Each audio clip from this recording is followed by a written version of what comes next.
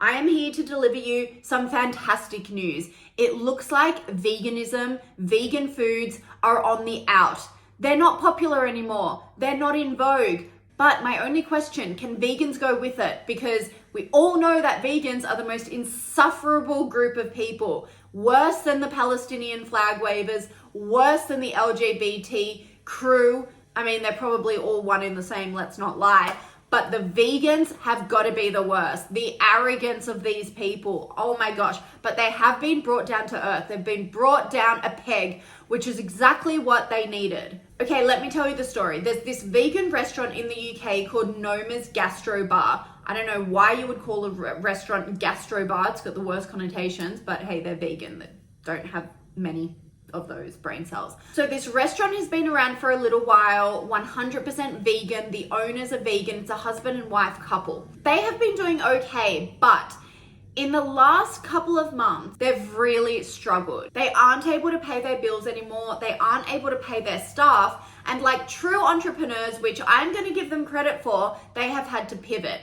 Their pivot is they are going to start offering meat alternatives. So they've got their full vegan menu with their grains and their tofu and their disgusting gruel. And now, because they need to make extra money and they need to attract a whole wave of new customers, they're going to start adding meat into the menu. I personally don't find anything wrong with that. Look, you've got to do what you've got to do. You've got to compete in the market. You either sink or swim. So I get it.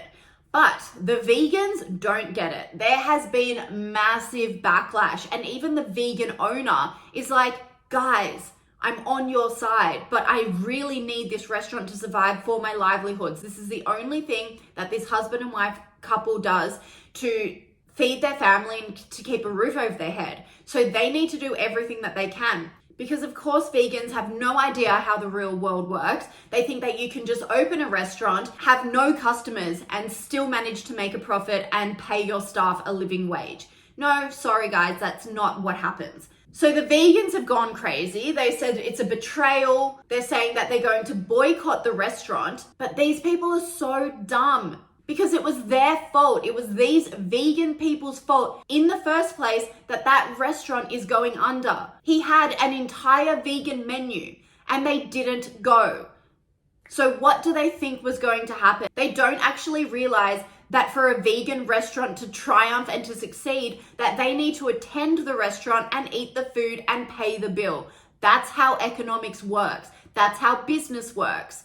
But of course, these perpetual vegan art students have no idea about that because they've never worked a day in the real world in their lives. So now this poor restaurant owner is in between a rock and a hard place because he's lost his vegan clientele, which of course wasn't that much, but it was something. It was what he built his business around. But he also needs to market to non-vegans so he can actually make some money and be competitive in the restaurant industry in his town. And this is why this business model is just doomed to failure, because he's really trying to attract two extreme ends of the spectrum, and it's just not really going to work.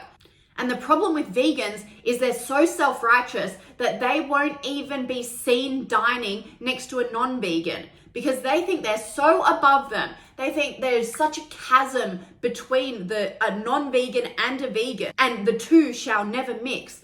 Vegans just want everyone to be miserable and to not succeed and to be reliant on the government for handouts. They don't like entrepreneurialism. They don't understand business and having to pivot and having to be agile and change your business model when things aren't working out. For a group who prides themselves in being so empathetic and diverse and inclusive, they are very quick to abandon their own when they don't echo their very extreme beliefs to a T. And that's why everyone hates vegans, and that's why they will cease to exist soon. Because you can't be a group of people who are so unforgiving and so unreasonable when someone is just trying to do the right thing for themselves and for their family. This group are so emotional. They are like children. They throw tantrums when things don't go their way, and they abandon you when you've done the tiniest thing to annoy them. It is literally like negotiating with terrorists. So the best thing that this guy can do is be selfish, look after his own needs, open up the restaurant to everyone, and say to the vegans, if you don't like it,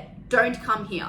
They are absolute bullies, and they're a typical group of people who attract the fringes of society, the outcasts, and then produce this echo chamber and tell each other how amazing they all are, whilst being isolated from the rest of the world. They're complete narcissists. And people are really cottoning on to this fact. So veganism is dying across the world. A few years ago, there was this big wave. I think it was like during COVID time when people lost their minds a bit. But vegan restaurants really took off. Even Lewis Hamilton and Leonardo DiCaprio made a chain of vegan restaurants called Neat Burger, but they've now been forced to close half of their locations in the US. Why? Because vegan food is just not nice. It tastes like shit. They try and tell us it tastes exactly like chicken when it clearly doesn't. They're not fooling anyone. And it's not only overseas. Here in Australia, only in Sydney, 10 vegan restaurants, and believe me, there aren't that many more than 10, have closed in the past year. Now, I think this is a combination of many different things. One, people hate vegan people. Who wants to dine in a restaurant full of vegans? Oh my God, that is hell to me. That is my worst nightmare. Every conversation on every table would just be about veganism. Another reason is obviously cost of living pressures. Everything is going up. The raw materials for vegan food have shot up so much. And that's because vegan food is made up of a bunch of filler crap. We don't even know what's in vegan food. All these powders and grains and man-made synthetic things that are just so bad for you. But God forbid we eat a piece of steak. And then the third reason is, let's be honest, vegans just aren't very wealthy. Most vegans are young university students experimenting with different phases of their lives. You know, everyone's been vegetarian at some point, not me, but plenty of people have in their younger years. You know, you go through your rebellious stage. Oh, let's save the animals. Let's not pollute the world. And then you actually grow a brain and you realize that veganism is the actual curse. You never see a successful person being vegan. Why? Because successful people aren't vegan. Smart people aren't vegan. The only people who are vegan are narcissistic, attention-grabbing, blue-haired university types who are career academics and have absolutely no experience in the real world. And they also don't have very much money.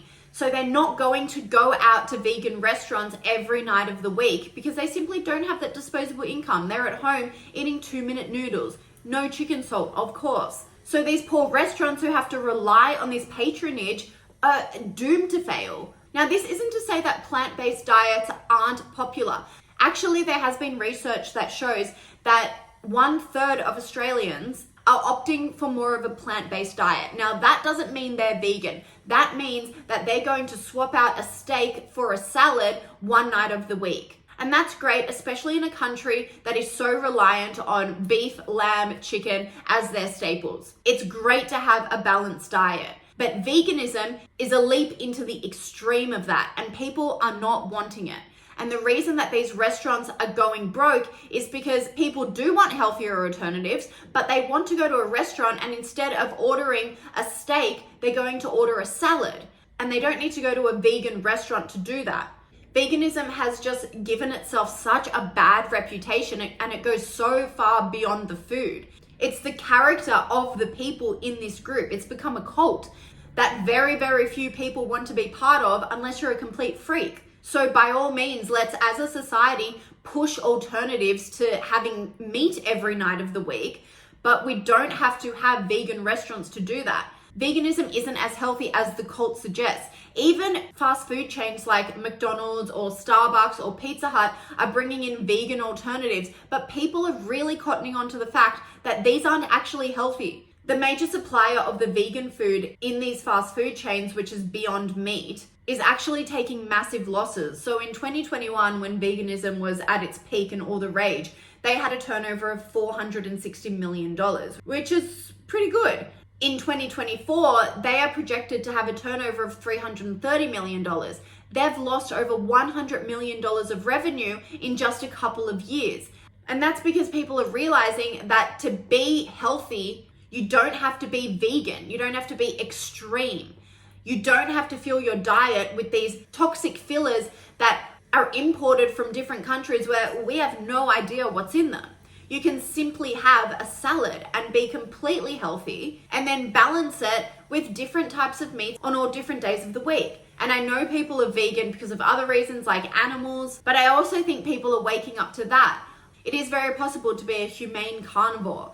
Buy your meat from the butcher. Butchers who work with farms who treat their animals in a humane way. It's completely natural, and it has been happening since the dawn of time that humans eat meat. It's not this new concept that modern humanity in all of our savage glory has come up with. This is very normal. This is part of our biology. It's healthy. It's necessary for growing kids and for healthy adults. And I really do feel like there's a shift back towards balanced diets. COVID was really the height of this virtue signaling cult-like mentality. But after a lot of things have been disproven, I think a lot of people are really turning against groups that are forcing us to do things and trying to guilt us into thinking that we're bad people when we're just not. And if there's one good thing that has come out of the entire COVID couple of years, is people are starting to think for themselves a lot more. They don't feel bad anymore. They're rejecting groups of people who are trying to make them feel like the worst people in the world, and they're living for themselves. And I think in the long run, that's going to make everyone happier. That's going to make everyone more productive. We are going to be much better off as a society for it. And hopefully the vegans will cease to exist.